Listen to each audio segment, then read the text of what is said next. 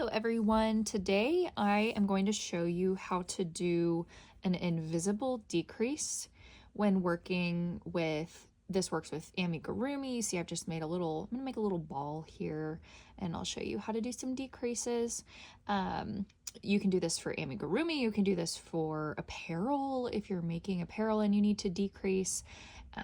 Anything, this really works for anything. I like this because the classic decrease method, just single crocheting two together, it kind of leaves a little bit of a hole and you can see where your decreases are. So with this method, I really like that you can't see that. That's why it's called an invisible decrease.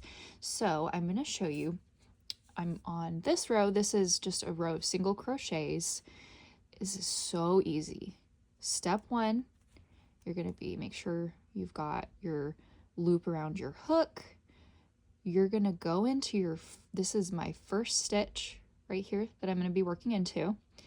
I'm going to go into the back loop only. Get a better view here. Back loop only.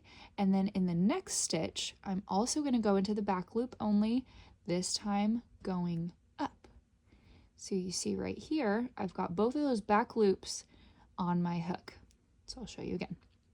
You're going to go first down into the back loop of the first stitch, and then you're going to go up into the back loop of your second stitch.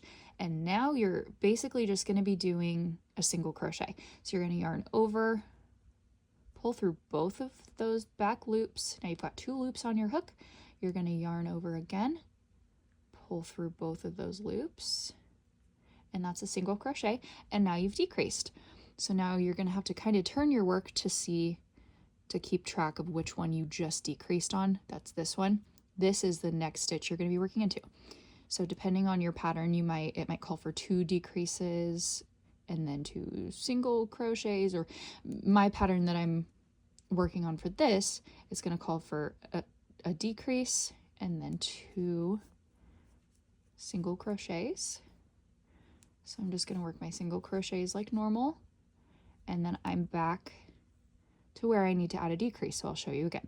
I'm going to go with my hook in the back loop only of the first stitch, and then go up in the back loop only of the second stitch. And then from there, it's just a single crochet. So I'm going to yarn over, pull through both of those loops, yarn over, pull through again, and you're done.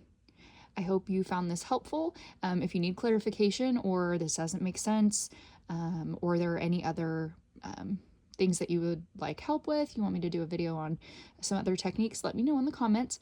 Otherwise, make sure to give this a thumbs up if it was helpful. Subscribe if you want to see some more content and more tutorials, and you have a good rest of your day. Bye.